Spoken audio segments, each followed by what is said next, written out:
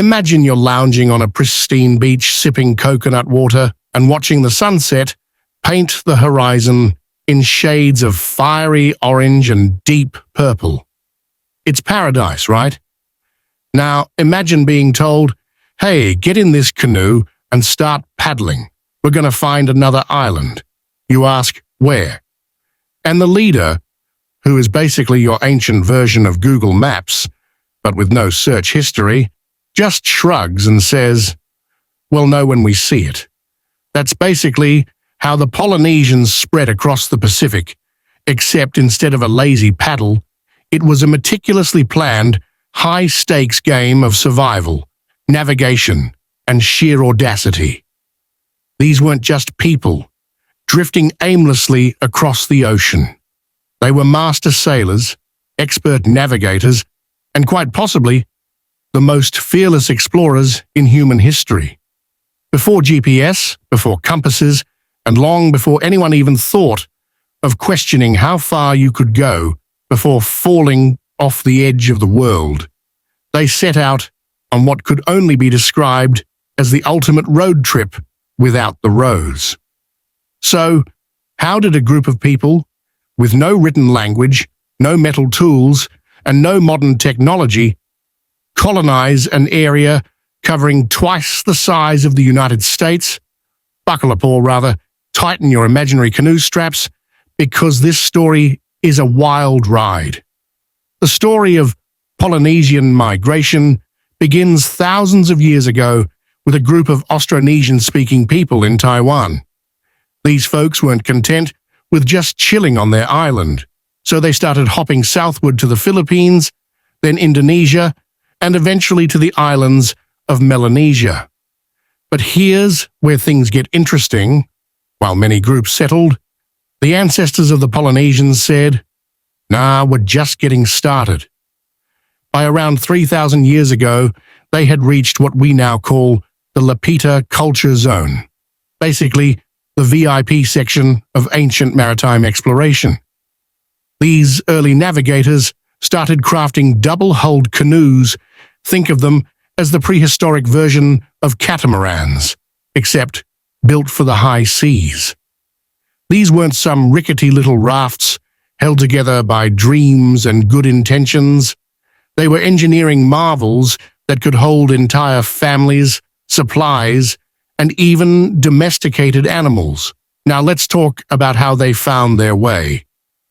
If you've ever gotten lost in a mall with Google Maps, imagine trying to find a tiny speck of land in the vastness of the Pacific with nothing but the stars, ocean swells, bird migrations, and an almost supernatural ability to read cloud formations. Polynesians were the original human GPS, using techniques passed down orally through generations. Picture this. You're standing at the front of a canoe, staring at the horizon. You notice a specific bird, flying back to land in the evening, so you adjust course. You dip your hand into the water and feel a subtle temperature change, telling you there's an island nearby. You glance at the stars, Orion's belt, still where it should be, good. You check the waves. They've been shifting all day, meaning there's land disrupting the currents. Boom, found it. And this isn't a one-time fluke. These techniques were so precise that Polynesians could return to islands they had previously visited, bringing back more people, plants, and animals. They weren't just sailing blindly into the abyss. They were running a well-organized expansion project that would put most modern logistics companies to shame. Over time, they fanned out across the Pacific like an unbeatable civilization in a strategy game. They reached Tonga and Samoa, then onward to the Cook Islands, Tahiti, and beyond. Eventually, their voyages took them to Hawaii in the north, Rapa Nui, Easter Island in the east, and all the way to Aotearoa, New Zealand in the south, forming the three corners of what is now known as the Polynesian Triangle. By now, you're probably thinking, Wow, these guys were like the Navy SEALs of the ancient world, and you'd be right. But here's the kicker. For centuries, Western scholars doubted that Polynesians could have intentionally navigated such vast distances. Some even thought they must have drifted accidentally.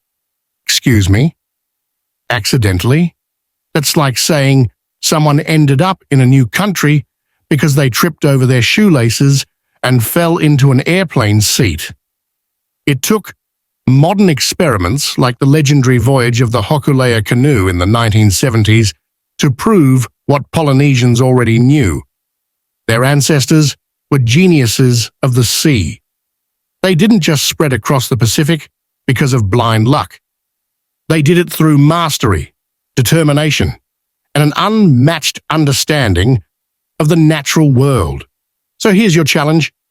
The next time you complain about your GPS rerouting you for the third time on a simple road trip, take a second to appreciate the Polynesians who conquered an ocean without any of that.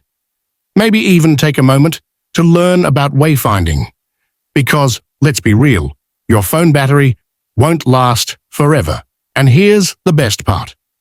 Polynesian culture is still alive and thriving. The same traditions of wayfinding, canoe building, and oral storytelling have survived for thousands of years.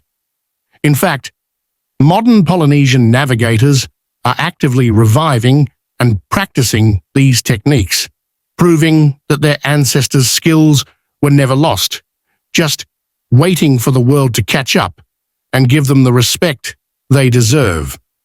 So the next time you see an island on a map, remember, someone got there first, before maps even existed, and they did it with nothing but courage, wisdom, and a canoe that could probably outsail anything you dare take into open water today. Now, who's up for an adventure